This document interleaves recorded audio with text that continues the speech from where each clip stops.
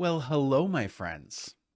Welcome to another episode of the Storied Life Coaching Podcast.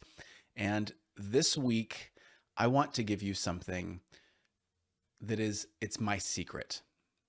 It's my secret for how to generate ideas. Some of you may think that there are creative people and they are just creative, and then there's people like you who struggles to come up with ideas for stories, or an idea of how to approach a project at work, or an idea of how to solve a problem. And I'm going to show you exactly how I constantly generate new ideas and think of new ways for my business to tell stories, as well as how to let my brain, the supercomputer that we all have sitting on top of our shoulders, off its leash, if you will, for creating space, intentional space. That's what I'm talking about right now, where it can go to work, not doing the work, but it can go to the work of doing what it's really, really amazing at, which is finding seemingly unrelated things and making a new idea out of combining them. Now, I'm going to show you exactly how to do this, and it's way easier than you think, but there are some reasons why you want to be able to do this. When I'm talking with clients and we are writing a script for them for, let's say it's an explainer video for a new product that they're offering in technology or something. Maybe it's one of our clients like Microsoft or one of their partners, and they have a new cool thing that does a certain thing and they want to be able to tell that story. And I will hear them say things like, we don't even have any ideas, or creativity is not my department, or we don't know how to come up with the story that we want to tell. And it makes me smile a little bit because of the fact that, yes, I love that you're coming to us to help you tell you this story, because that's how I pay my bills and how I'm able to pay my crew. But at the same time, I've taught so many of my continuing clients, especially, how to do this thing so that they come up with great ideas. And now they start coming to me already with wonderful pitches and ideas of how they might want to creatively tell a story.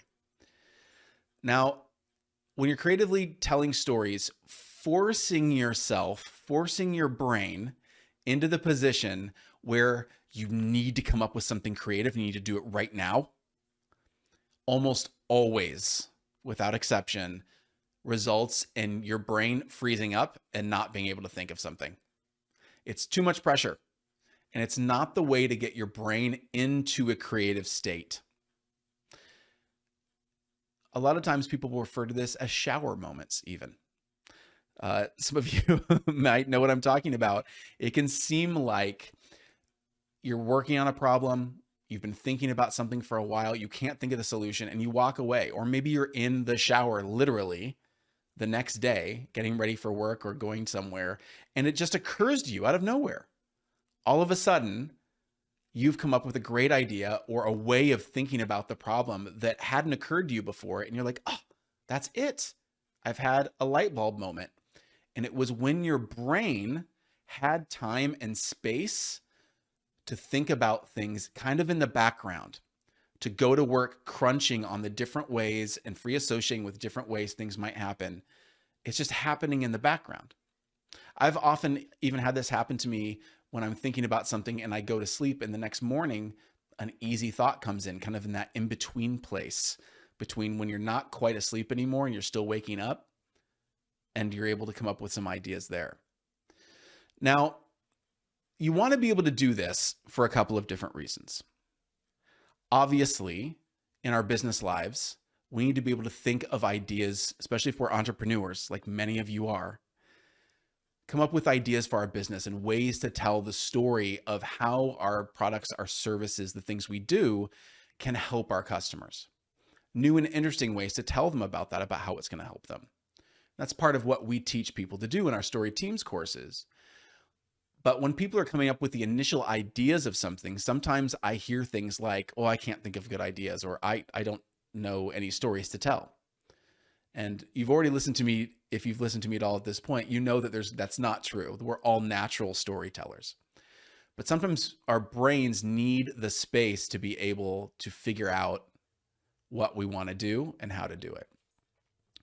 So this is also really important to create intentional clutter-free space for your brain to be able to free associate just for your own mental health. So we talked about the business benefits of it, coming up with great ideas or working on a problem that's going to help your customer or your business to be able to do something.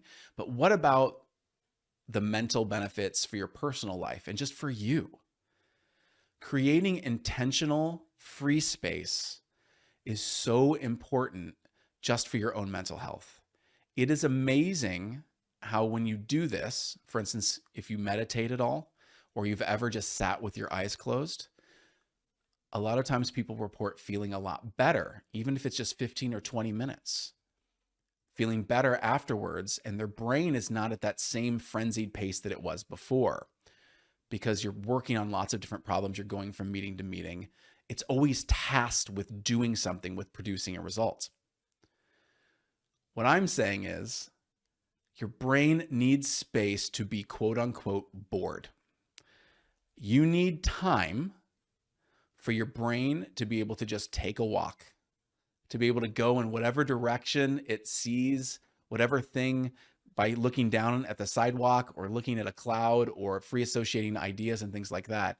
Giving your brain time to do that can be how you come up with that great new slogan for your business, or how you come up with that idea of how to tell your customers about your product, or how to think about, if you're parenting, how to talk to your kids in a different way about a problem you're trying to solve together.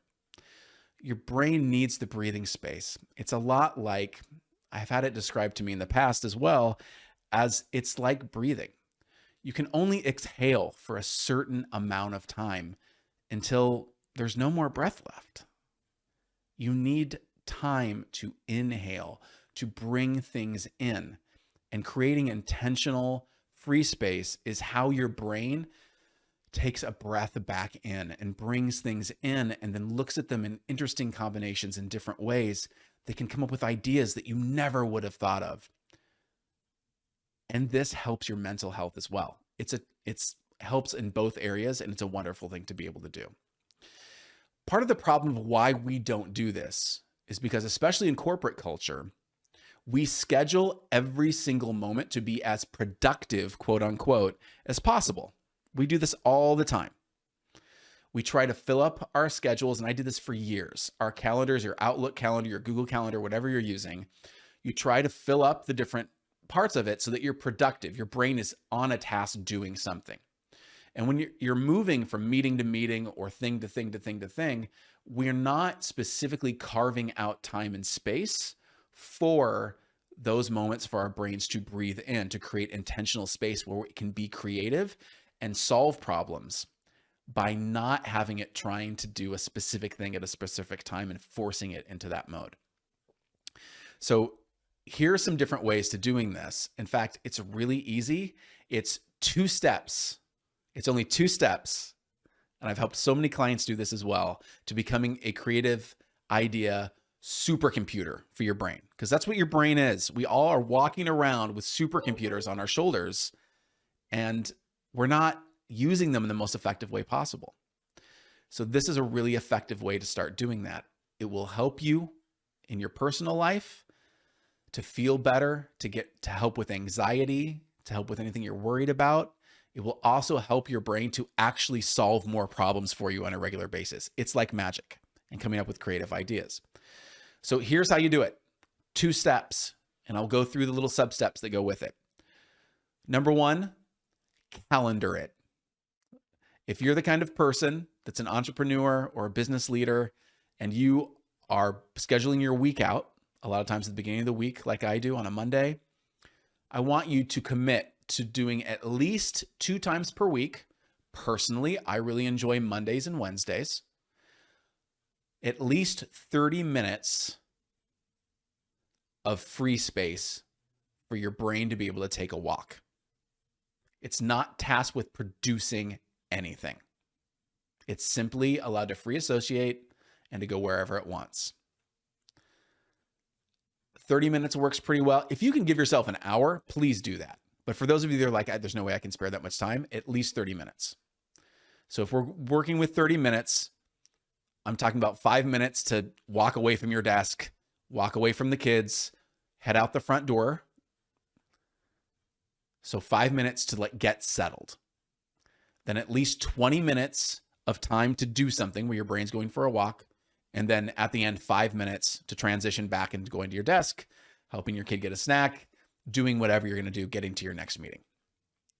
So the two ways to do this, I already mentioned one of them, but the two ways to do this, the first one is just go for a walk. It's all you have to do. Go for a walk. Open the door, walk outside. Do not, under any circumstances, put in earphones or call a friend and have a phone call while you're doing it, because that's you going ahead and letting your brain have something to do again, to listen, to consume. And we don't want your brain to do that. This is specifically free space where your brain is not doing anything. It's bordering on bored.